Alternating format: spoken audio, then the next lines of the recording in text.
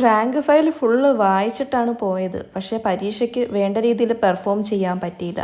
സ്ഥിരം കേൾക്കുന്ന പല്ലവിയാണ്. നിങ്ങൾ ഏതെങ്കിലും ഒരു PSC പരീക്ഷയ്ക്ക് വേണ്ടിയിട്ട് പഠിച്ചു തുടങ്ങിയ ഉദ്യോഗാർത്ഥിയാണെങ്കിൽ അതിൽ തന്നെ നിങ്ങൾ റാങ്ക് ഫയൽ ഉപയോഗിച്ചിട്ടാണ് പഠിക്കുന്നതെങ്കിൽ ശരിയായ രീതിയിലാണോ പഠിക്കുന്നതെന്ന് നമുക്കൊന്ന് ടെസ്റ്റ് ചെയ്ത് നോക്കാം. റാങ്ക് ഫയൽ പല രീതിയിൽ പഠിക്കുന്നവരുണ്ടാവാം അല്ലേ?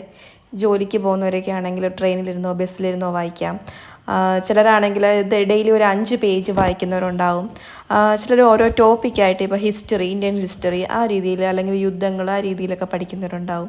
അങ്ങനെ പല രീതിയിലുള്ള ആൾക്കാരായിരിക്കും റാങ്ക് ഫയൽ വെച്ചിട്ട് പഠിക്കുന്നത്. ഒരു റാങ്ക് ഫയൽ പഠിക്കാൻ തുടങ്ങുമ്പോൾ ആദ്യം ശ്രദ്ധിക്കേണ്ട കാര്യം അത് നല്ല റാങ്ക് ഫയൽ ആണോ എന്നാണ്. കുറച്ച് ആളുകളുടെ അടുത്തൊക്കെ നമ്മൾ റിവ്യൂ ഒക്കെ ചോദിച്ചിട്ട് മാത്രം റാങ്ക് ഫയൽ വാങ്ങുക.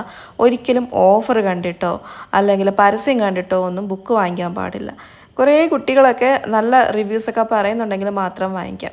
അത് നിങ്ങൾക്ക് ചെക്ക് ചെയ്യാൻ വേണ്ടിയിട്ട് നിങ്ങൾ റാങ്ക് ഫയലിൻ്റെ വീഡിയോസൊക്കെ കാണുമല്ലോ. ഓരോ കുട്ടികൾ റാങ്ക് ഫയൽ വാങ്ങിച്ചിട്ട് റിവ്യൂ വീഡിയോസ് ഇടും.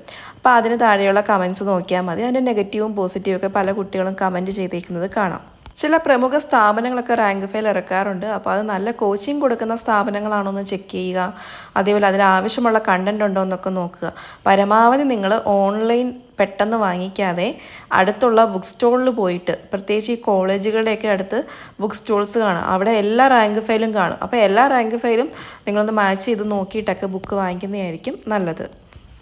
ഇനി റാങ്ക് ഫയൽ വെച്ച് യഥാർത്ഥത്തിൽ എങ്ങനെയാണ് പഠിക്കേണ്ടതെന്ന് നോക്കാം. നിങ്ങൾ ഒരു ദിവസം ഒരു ചാപ്റ്റർ തീർത്തുകൊണ്ടോ അല്ലെങ്കിൽ ഒരു 10 പേജസ് തീർത്തുകൊണ്ടോ ഒന്നും പഠനമാവില്ല. നിങ്ങളിപ്പോൾ ഒരു ടോപ്പിക്ക് പഠിക്കുകയാണെങ്കിൽ ആ ടോപ്പിക്ക് മനസ്സറിഞ്ഞ് പഠിക്കുക, മനസ്സിലാക്കി പഠിക്കുക. വെറുതെ വായിച്ചു പോയിട്ട് ഒരു കാര്യവുമില്ല. പരീക്ഷയ്ക്ക് ചെല്ലുമ്പോൾ മനസ്സ് ശൂന്യമായിരിക്കും. ഉദാഹരണമായിട്ട് നിങ്ങളിപ്പോൾ ഒരു യുദ്ധം പഠിക്കുകയാണെന്നിരിക്കട്ടെ. അപ്പോൾ യുദ്ധം പഠിക്കുമ്പോൾ അതിൽ തന്നെ പല വർഷങ്ങൾ കാണും. ആരൊക്കെയാണ് യുദ്ധത്തിൽ പങ്കെടുത്തത്, യുദ്ധം എവിടെ വെച്ചായിരുന്നു, അങ്ങനെ പല പോയിൻറ്റ്സ് അതിനെ സംബന്ധിച്ചിട്ടുണ്ടാവും അല്ലേ? ഇങ്ങനത്തെ പോയിൻറ്റ്സ് എല്ലാം ഒന്നോ രണ്ടോ തവണ വായിച്ചെന്ന് കരുതിയിട്ട് നമ്മുടെ മനസ്സിലിരിക്കണം എന്നില്ല. നമ്മളിനി ഇതിൽ കൂടുതൽ ടോപ്പിക്സ് പഠിക്കാനുള്ളതാണ്. അപ്പോൾ നിങ്ങൾ എന്ത് ചെയ്യണം? അതിൻ്റെ വർഷമൊക്കെ മറ്റു വർഷങ്ങളുമായിട്ട് താരതമ്യം ചെയ്ത് നോക്കണം. ആ കാലഘട്ടത്തിൽ വേറെ ഏതെങ്കിലും യുദ്ധങ്ങൾ നടന്നിരുന്നോ, അല്ലെങ്കിൽ ഈ രാജാവ് വേറെ ഏതെങ്കിലും യുദ്ധങ്ങളിൽ പങ്കെടുത്തിരുന്നോ, എന്തെങ്കിലും കരാർ വെച്ചിട്ടുണ്ടെങ്കിൽ ആ കരാറും മറ്റു യുദ്ധങ്ങളുമായിട്ട് ബന്ധമുണ്ടോ, അങ്ങനെയൊക്കെ കമ്പയർ ചെയ്ത് നോക്കണം. അപ്പോൾ നമുക്ക് പെട്ടെന്ന് കണക്ഷൻ കിട്ടും. ഇപ്പോൾ വർഷങ്ങളൊക്കെ കണക്റ്റ് ചെയ്യുകയാണെങ്കിൽ തന്നെ ചില യുദ്ധങ്ങളൊക്കെ ഒരേ സമയത്തായിരിക്കും അല്ലെങ്കിൽ ഒരേ കാലഘട്ടമായിരിക്കും. അപ്പോൾ പരീക്ഷയ്ക്ക് നമുക്കത് കണക്ട് ചെയ്ത് പെട്ടെന്ന് നമുക്ക് മെമ്മറിയിലേക്ക് വരും. ചുമ്മാ നമ്മൾ ഇപ്പോൾ 1873 അങ്ങനെയൊക്കെ പഠിച്ചു പോയി കഴിഞ്ഞാൽ ചിലപ്പോൾ മറന്നു പോകും. അതേസമയം ഒരേ കാലഘട്ടത്തിൽ നടന്ന ഈ 2 യുദ്ധങ്ങളും ഈ കാലഘട്ടത്തിലാണ് നടന്നത്. അപ്പോൾ നമുക്ക് ഏകദേശം നമ്പർ അപ്പം തന്നെ നമ്മുടെ മനസ്സിലേക്ക് കയറും. പിന്നെ അത് എപ്പോൾ ചോദിച്ചു കഴിഞ്ഞാലും കറക്റ്റ് നമുക്ക് ആ വർഷം കിട്ടുന്നതാണ്.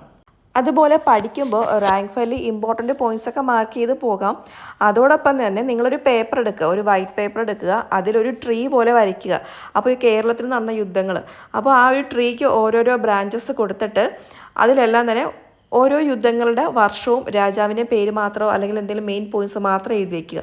അപ്പോൾ ആ ഒരു ട്രീ കാണുമ്പോൾ തന്നെ നിങ്ങൾക്ക് കേരളത്തിലെ യുദ്ധങ്ങളുമായി ബന്ധപ്പെട്ടുള്ള എല്ലാ കാര്യങ്ങളും ആ ഒരൊറ്റ പിക്ചറിൽ കിട്ടും. ഇനി നിങ്ങൾ സയൻസ് സബ്ജക്റ്റൊക്കെ പഠിക്കുമ്പോൾ പലപ്പോഴും നമുക്ക് കെമിക്കൽ പേരുകൾ അങ്ങനെ കുറേ കാര്യങ്ങളൊക്കെ പഠിക്കേണ്ടി വരും. അപ്പോൾ അതൊക്കെ നമ്മൾ വായിച്ചു പോയി കഴിഞ്ഞാൽ ഒന്നും മനസ്സിൽ നിൽക്കത്തില്ല. അതുകൊണ്ട് തന്നെ പല പ്രാവശ്യമായിട്ട് അത് നമ്മൾ ഓർത്ത് വയ്ക്കാൻ ശ്രമിക്കുക. അതോടൊപ്പം തന്നെ ഇപ്പം നമ്മൾ ഓരോ പ്രോഡക്റ്റൊക്കെ പഠിക്കുമ്പോൾ അതിൻ്റെ അപരനാമങ്ങളൊക്കെ കാണും അല്ലേ? അപ്പോൾ അതെല്ലാം ഒരു ടേബിളാക്കി വെക്കുക. ആ നാമങ്ങൾ മാത്രം ടേബിളാക്കി വെക്കുക. അപ്പോൾ നമ്മൾ ആ ടേബിൾ നോക്കുമ്പോൾ തന്നെ അത് ആ ഒരു ഓർഡറിൽ തന്നെ ഓർമ്മ വരും ഇത് എന്തിൻ്റെ അപരനാമമായിരുന്നു എന്നുള്ള രീതിയിൽ. അതേപോലെ ഇപ്പം പഴയ പ്രസിഡൻറ്റുമാരുടെ ലിസ്റ്റ്, അതൊക്കെ നമുക്ക് ഇങ്ങനെ ഒരു ലിസ്റ്റ് തയ്യാറാക്കി ഒരു സൈഡിൽ ഒരു പേപ്പറിൽ എഴുതി വെക്കുന്നത് പ്രയോജനപ്പെടും. അപ്പം പറഞ്ഞു വന്നത് ഇത്രയേ ഉള്ളൂ. നമ്മൾ ഒരു പേജാണ് പഠിക്കുന്നതെങ്കിൽ പോലും ആ ഒരു പേജ് ദൃഢമായിട്ട് മനസ്സിലാക്കി കണക്ട് ചെയ്ത് പഠിക്കുക. വെറുതെ കാണാപ്പാഠം പഠിച്ചു കഴിഞ്ഞാൽ നമ്മൾ ലാസ്റ്റ് ഇത്രയും ഒരു റാങ്ക് ഫയൽ തന്നെ എത്രയോ പേജസ് കാണും. ഇതൊന്നും നമുക്ക് ഓർമ്മ വരില്ല. സോ പഠിക്കുന്ന കാര്യങ്ങൾ വ്യക്തമായിട്ട് മനസ്സിലാക്കി ഓർഗനൈസ് ചെയ്ത് പഠിച്ചു കഴിഞ്ഞാൽ പരീക്ഷയ്ക്ക് നമുക്ക് എല്ലാം ഓർമ്മ വരും. അതായത് ഏത് പേജിലാണ് ആ നോട്ടുള്ളത് എന്ന് വരെ നമുക്ക് ഓർമ്മ വരും. മറ്റൊരു പ്രധാന കാര്യം, പലപ്പോഴും റാങ്ക് ഫെയിലൊക്കെ പഴയ രീതികളായിരിക്കും ഫോളോ ചെയ്യുന്നത്. ഒരു ക്വസ്റ്റ്യൻ കൊടുക്കുന്നു, അതിൻ്റെ ആൻസർ കൊടുക്കുന്നു, അല്ലെങ്കിൽ കുറച്ച് ഡിസ്ക്രിപ്ഷൻ കൊടുക്കുന്നു. പക്ഷേ PSCയുടെ രീതികളൊക്കെ മാറി തുടങ്ങിയത് നമ്മൾ മനസ്സിലാക്കണം. അതായത് കൂടുതലും സ്റ്റേറ്റ്മെൻറ്റ് ടൈപ്പും മാച്ച് ദ ഫോളോയിങ് ഒക്കെ വരാൻ ചാൻസ് ഉണ്ട്. അപ്പോൾ ആ രീതിയിൽ നമ്മൾ പ്രാക്ടീസ് ചെയ്തു പോവുക. ഒരു ടോപ്പിക്ക് പഠിക്കുമ്പോൾ പറ്റുമെങ്കിൽ പുറത്തേക്ക് അത് റെഫർ ചെയ്യുക.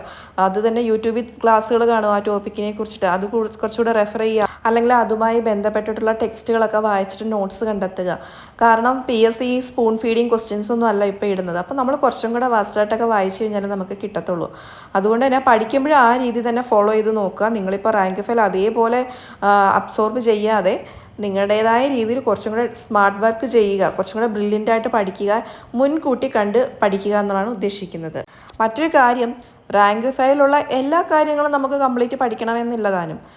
ഇപ്പോൾ ഒരു 1000 പേജുള്ള റാങ്ക് ഫെയിൽ ആണെങ്കിൽ അതിൽ ചിലപ്പോൾ 700 പേജസ് ആയിരിക്കും ഏറ്റവും ഇമ്പോർട്ടൻ്റ് എന്ന് പറയുന്നത്. അപ്പോൾ എന്താണ് പഠിക്കേണ്ടാത്തത് കണ്ടെത്തി പഠിക്കുക. അപ്പോൾ നിങ്ങൾക്ക് എന്ത് ചെയ്യാൻ പറ്റും, പ്രീവിയസ് ക്വസ്റ്റ്യൻ പേപ്പറും കൂടി വർക്കൗട്ട് ചെയ്യുക. ഓരോ ദിവസവും ഓരോ പ്രീവിയസ് ക്വസ്റ്റ്യൻസ് വർക്കൗട്ട് ചെയ്യണം. അപ്പോൾ നിങ്ങൾക്ക് മനസ്സിലാകും ഏതൊക്കെ ഏരിയയിൽ നിന്നാണ് ക്വസ്റ്റ്യൻസ് സാധാരണ വരുന്നതെന്ന്. അല്ലാതെ നമ്മൾ ചവറ് പഠിച്ചിട്ടൊന്നും ഒരു കാര്യമില്ല. ഏറ്റവും ഇമ്പോർട്ടൻ്റ് ആയിട്ടുള്ള, എപ്പോഴും ചോദിക്കുന്ന അല്ലെങ്കിൽ കാലിക പ്രസക്തിയുള്ള കാര്യങ്ങൾക്കൊക്കെ കൂടുതൽ ഇമ്പോർട്ടൻസ് കൊടുത്തിട്ട് പഠിക്കുക. അതുപോലെ തന്നെ യൂട്യൂബിൽ ഒരുപാട് PSCയെ കുറിച്ചിട്ടുള്ള അപ്ഡേറ്റ്സും ഒരുപാട് വീഡിയോസൊക്കെ കാണുമല്ലോ. അപ്പോൾ അങ്ങനത്തെ വീഡിയോസൊക്കെ ജസ്റ്റ് ഒന്ന് കണ്ടു നോക്കുക, അതിനുള്ള കമൻസൊക്കെ വായിക്കുക. പല കുട്ടികൾക്കും പല അഭിപ്രായങ്ങൾ കാണും. അതിൽ നിന്ന് നല്ല അഭിപ്രായങ്ങളൊക്കെ നമുക്ക് സ്വീകരിക്കാവുന്നതാണ്. ചിലപ്പോൾ ഒരു റാങ്ക് ഫയൽ പഠിക്കുമ്പോൾ അതിനെക്കുറിച്ചുള്ള മോശവും നല്ലതും ഒക്കെ നമുക്കതിൽ കേൾക്കാൻ കഴിയും. PSC എന്ന് പറയുന്നത് തന്നെ സ്മാർട്ട് വർക്ക് ചെയ്യുന്നവർക്ക് വേണ്ടിയിട്ടുള്ളതാണ്. ഒരുപാട് മെമ്മറിയും ഒരുപാട് ബുദ്ധിയൊന്നും അല്ല അതിൽ വേണ്ടത്. നമ്മൾ കിട്ടുന്ന നോളജ് എങ്ങനെ സ്മാർട്ടായിട്ട് യൂസ് ചെയ്യുന്നു അതാണ് നമ്മൾ പേപ്പറിൽ പ്രസൻറ്റ് ചെയ്യുന്നത്. അല്ലാതെ ഒരു റാങ്ക് ഫയൽ മുഴുവൻ തൂത്തുവാരി പഠിച്ചു എന്ന് വെച്ചിട്ട് PSC കിട്ടണമെന്നില്ല. എന്താണ് പഠിക്കേണ്ടതെന്നൊക്കെ തിരിച്ചറിഞ്ഞ് ആവശ്യമുള്ള കാര്യങ്ങൾ നന്നായിട്ട് പഠിക്കുന്നവർക്കാണ് കൂടുതലും PSC കിട്ടുന്നത്. ഇതുപോലെയുള്ള സ്റ്റഡി മോട്ടിവേഷനും സ്റ്റഡി ടിപ്സൊക്കെ ഉൾപ്പെടുത്തി ഞാനൊരു മലയാളത്തിൽ ബുക്ക് എഴുതിയിട്ടുണ്ട്. അത് ആവശ്യമുള്ളവർക്ക് വേണ്ടിയിട്ട് ഫസ്റ്റ് കമൻറ്റിൽ ഡീറ്റെയിൽസ് കൊടുത്തിട്ടുണ്ട്. താങ്ക്